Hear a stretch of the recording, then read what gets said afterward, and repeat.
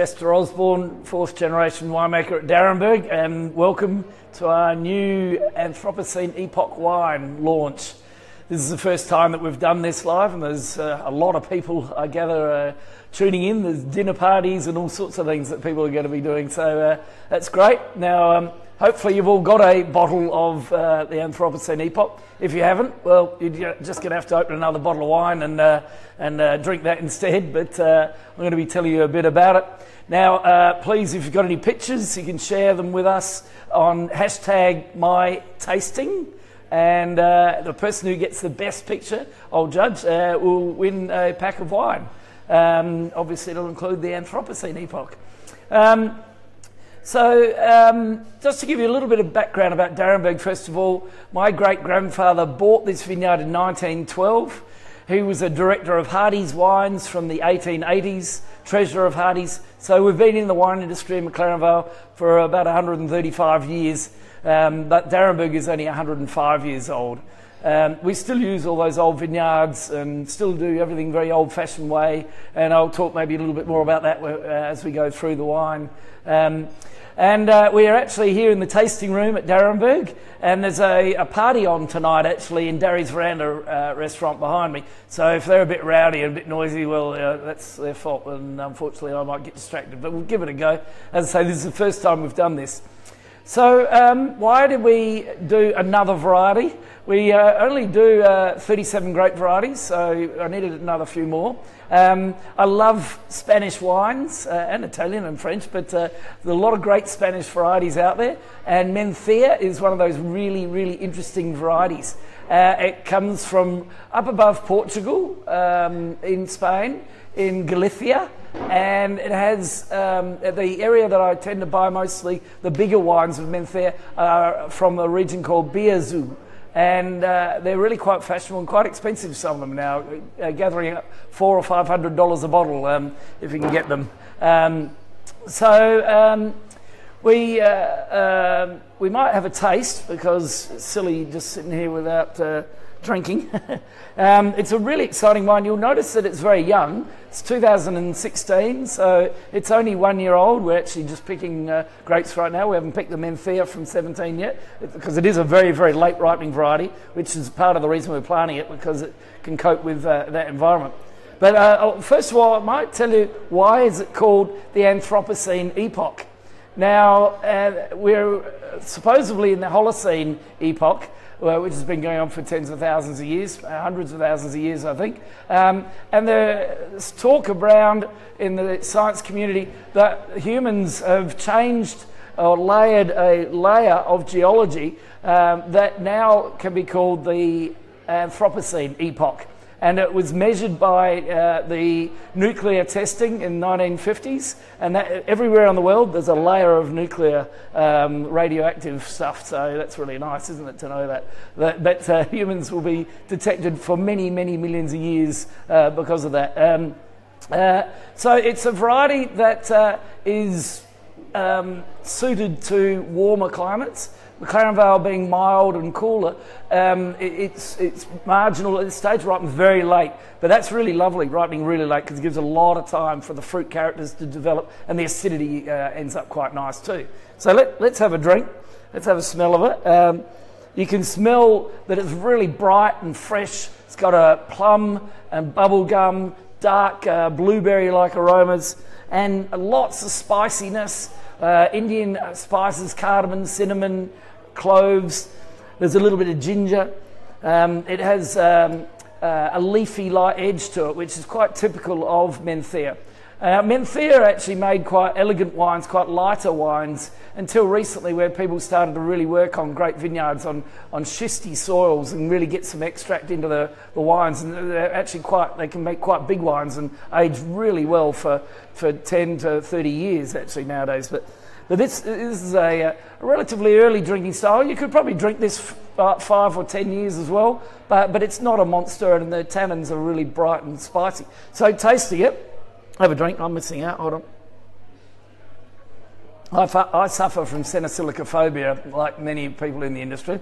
The fear of an empty glass. Fortunately, mine's got a little bit in it, but I need to have a drink every now and then. So It tastes lovely, mid-weight, very fruity, cherries, plums, leafy edges with all this cardamom and cinnamon, cloves, nutmeg, and ginger and whatever, all just growing in the palate and sending it out with a nice little bit of leaf, mint leaf, blueberry leaves, mulberry leaves. It's really quite interesting. The tannins are low to medium amounts of tannins. They're very sprightly, very fresh and mineral. So you get that mineral, grippy acidity, fragrant fruit, and tannin all together as one, which is what I call minerality.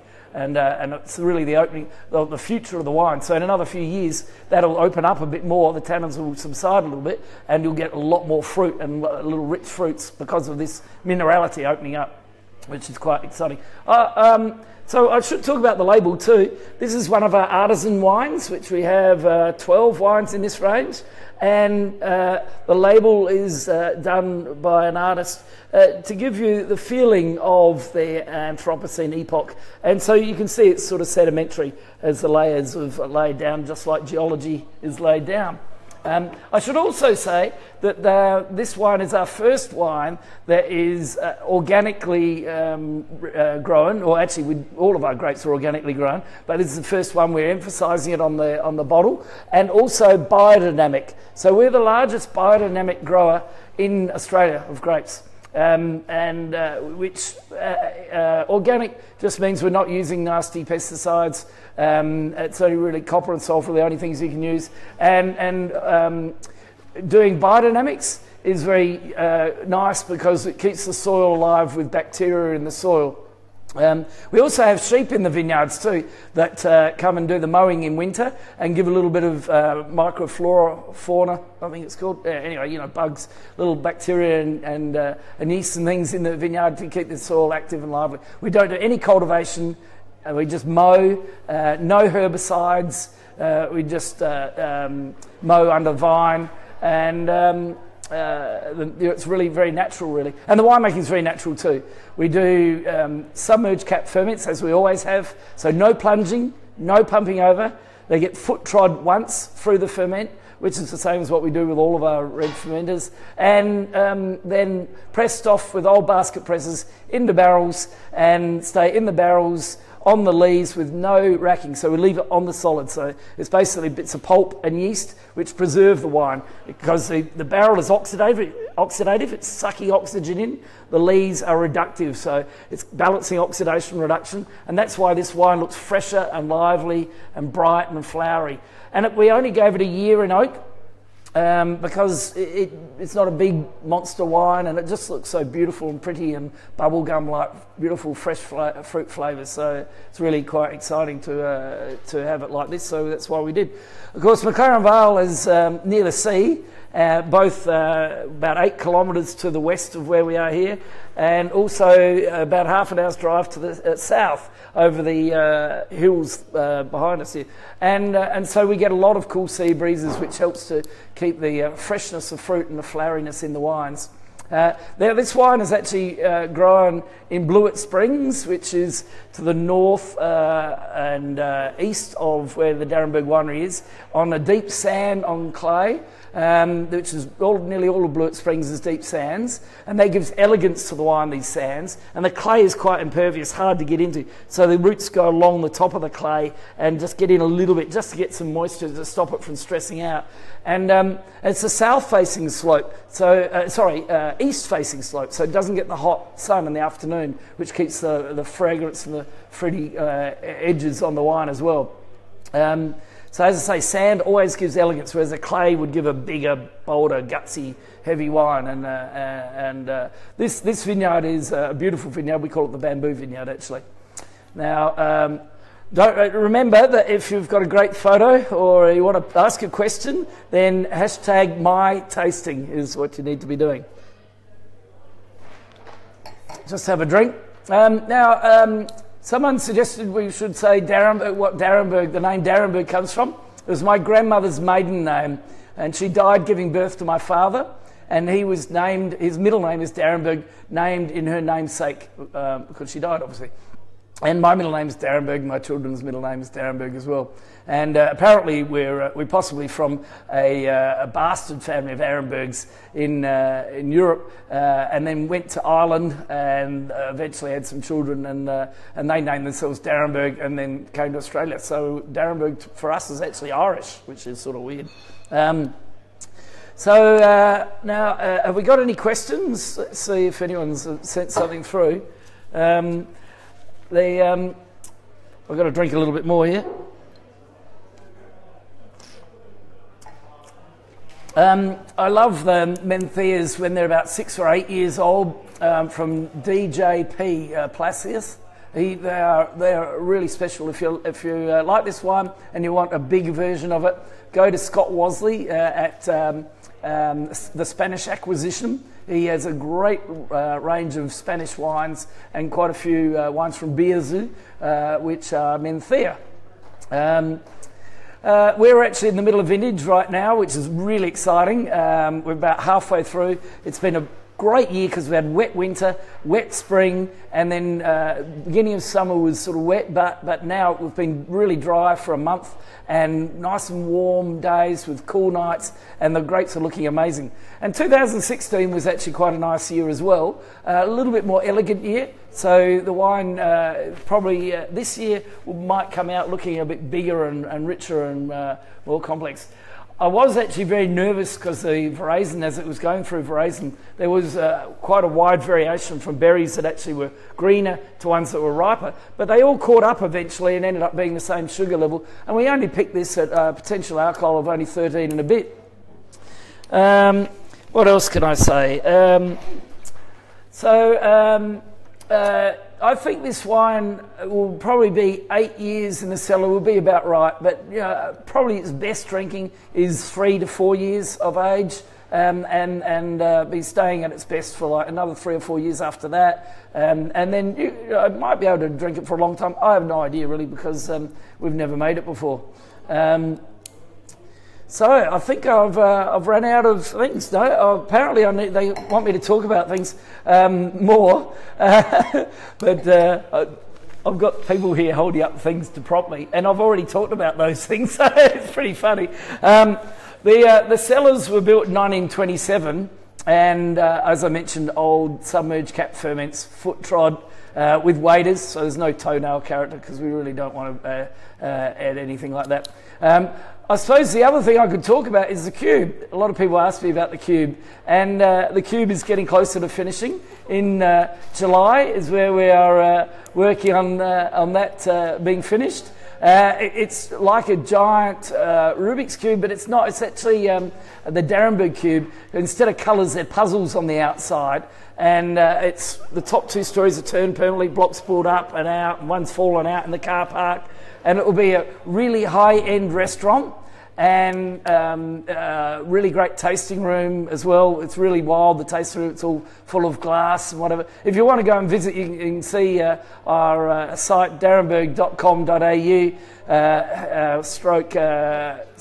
/ or whatever they call that thing on the angle, cube. Yeah, I'm really high tech, obviously. Anyway, and you'll see more about it. But we're going to have a very contemporary gallery in there of installations. So not just contemporary art on the walls, it's actually installations which will be really thought-provoking and engaging and stimulating your senses, with one room which is 360-degree video, and we'll have a 15 to 30-second video of each of our label names. As a really high energy thing going on with loud music and whatever. Every one of them will be completely different, so it'll be half an hour of going through our 60 wines there if you're willing to look in there, with a lot of other things going on as well inside. The restaurant we're aiming is very, very high end, so at the very top end of cuisine, like think Voudemont from Melbourne, or Tetsu's from Sydney. Really the highest end restaurant in South Australia is where we're aiming. What else is going on with the cube? We do blending benches right now, so if anyone ever wants to do a blending class, they can make their own version of the dead arm and they get to take it home with them, all for just like $60. So you end up with their own bottle of Dead Arm, and then you can have a dinner party afterwards with all your friends that came and did it, and drink the wines maybe 6 months later, and actually decide which one made the best wine, because they're young and fresh and lively. Oh, here we are, look what popped up. It's the Dead Arm. And so this, many of you may know, is the wine that we're very well known for, and it's one of the most collectible wines of Australia, thanks to Langton's and Wine Arc and a few other things as well. Named after the dead arm disease that gets into the wood and kills off one arm of the vines. We're also doing vintage tours right now, so they're really, really busy. People can come along and have a look at the whole process with the open fermenters and the crushing, and come and do a tasting in the winery around some old antique furniture. And they run every day with a winemaker showing you around, and it's right in the guts of it there with all the basket presses. We have 10 basket presses. We have the oldest basket press I got told to move that because it was blocking the light, obviously. The oldest basket press we've got is 200 years old from France, and then we also have 100-year-old Australian ones, and then we made 8 others that we did about 20 years ago. And so we're all pretty weird that we do everything in little tiny 2-ton basket presses, but it's really good for quality, and it keeps all the parcels separate. So we keep everything separate, and that means that we can really see what's going on in the vineyard and get it exactly right. So we don't fertilise in the vineyard either, because then we get the real soil character. And you can see in this wine, which these grapes were actually, vines were grafted onto vines that were Merlot. And so they had the old roots, which is a lovely thing, and they haven't been fertilised for the 8 years that we've owned this vineyard. So when it's not fertilised, you really get the earth character, because fertiliser and water irrigation is like growing the thing hydroponically. You're really not getting the vine giving all the soil character. So you can smell some of that earth in a really lovely way, and it gives it a little bit of richness and soil character in a gravelly, earthy way. Food-wise, well, you can have this wine with a lot of different dishes, really, or just as it is. So, a little bit chilled is actually quite nice because it's relatively elegant. But it is quite long, so it will go with quite a lot of different dishes. You don't want to go with a heavy sauce or a sweet sauce. But lamb, I always say Shiraz goes well with lamb, and this will go really well with lamb, but nothing too heavy in the middle part of the palate, because it is only light to medium weight. So what are we doing now? I'm just reading. Nice wig. What's that about? I haven't got a wig on. Katie has actually got a wig on, apparently. Nice wig, Katie. Sorry, it's a bit hard to read. Now, also, you can come to Darry's Veranda anytime you like and do a degustation every day of the week, 7 days a week. The restaurant has been booked out for nearly 13 years, so make sure you book before you come, because it is a very busy restaurant. It has won a lot of awards. Pete and Joe Reschke do a really great job. And with the Cube coming on stream, Darry's Veranda will stay here in it's exactly the same way with the same people. We'll have completely different team, different chefs doing the Cube restaurant, and so that will be great to just continue it on. And we're going to just remove the bar that's in the way there for those who know it. They're just showing me the picture from Katie Spain. It's beautiful. Oh, fantastic. They've all got wigs like me, of course. So I should have realised that. Well, not that I have a wig. And remember that if you've got a picture, hashtag my tasting. So make sure you send a picture through. And obviously, the team think that the one with the whole group there with my hair on is winning. But it isn't a wig, by the way. When you pull it, it really hurts. And you may have noticed that picture on the front page of a magazine in all the newspapers around Australia recently, when I was dressed up as a Mad Hatter or Willy Wonka. They took 2 hours to put that makeup on, and they teased my hair, like the streamers you do on a present and whatever. And actually, I don't think it's ever gone back to being quite the same. It's all a bit frizzy all the time, which is sort of weird, but it doesn't really worry me that much. It was really lucky that the sun actually came through at 8 o'clock at night when we did that. Another thing I could talk about is that my father turned 90 late last year, and he's He's still coming to work every day. Many of you probably know him and see him as he wanders around. Has a great chat. If you get talking to him, he won't leave you for hours and hours. But his mind is fantastic. His legs are a little bit slow, so he often rides the lawnmower around the winery, over to the winery and everywhere. And you can see him on this little tiny lawnmower in amongst the tractors going in and out, and the forklifts, which is actually a little bit dangerous. But it's quite comical, and he's still in very good health and long live through to the 100 years, hopefully.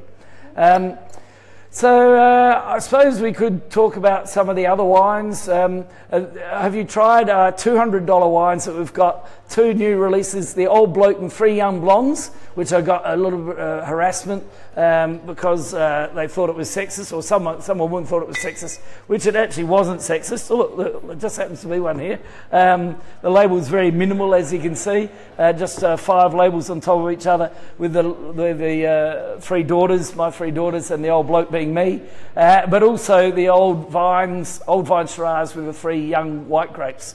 And so that's why it's called the Old Bloke and 3 Young Blondes. And when you Googled Old Bloke and 3 Young Blondes before this came along, you got pages of hardcore porn. Now, actually, the first page is just all about Darrenberg, so I suppose we've upset some people maybe. The other wine that we've got in this range in our supers is the Arthur Zagoraphobic Cat, which you can see the cat is wandering along trying to catch up with me. Arthur's agoraphobia is the fear of being forgotten. And I had a cat called Audrey Hepburn, who's just an ordinary tabby, and I called her Ordinary instead of Audrey, and so she had a complex of being forgotten. So that was why that wine's called that. But actually, it is actually a Sagrantino Cinsault as well, like the Cenosillicophobic cat, which I just happen to have here as well. This wine is the free run, and the Arthur Zagoraphobic cat is the pressing, so it's quite extreme in character. But I think Sagrantino has a great future in McLaren, as does Menthea, really. Look, have I natted on for enough? You should try and join our club if you're not a member already, the Seno Club or Red Stripe Club.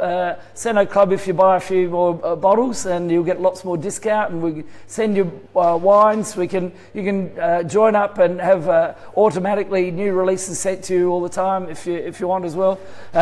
There's another one here, the Conscious Biosphere, which is all, again, another sort of a little bit like Anthropocene Epoch. It's sort of all this era of geology and global warming or whatever. This is the era when we're conscious of our biosphere, so that's why we call this one Conscious Biosphere. It's actually Petit Syrah, which is also Durif, and Aglianico. So it's a fun wine too, a little bit bigger and richer, so we've gave it a little bit more age, but it's also got dark fruits, and they're very late ripening varieties as well. Now, there's still time, apparently, to post some photos on #MyTasting, and I need a drink. So come and visit Darrenberg shortly if you haven't been here. Come and see the cube. It's really, really wild. It's going to blow people away. There's so many weird things.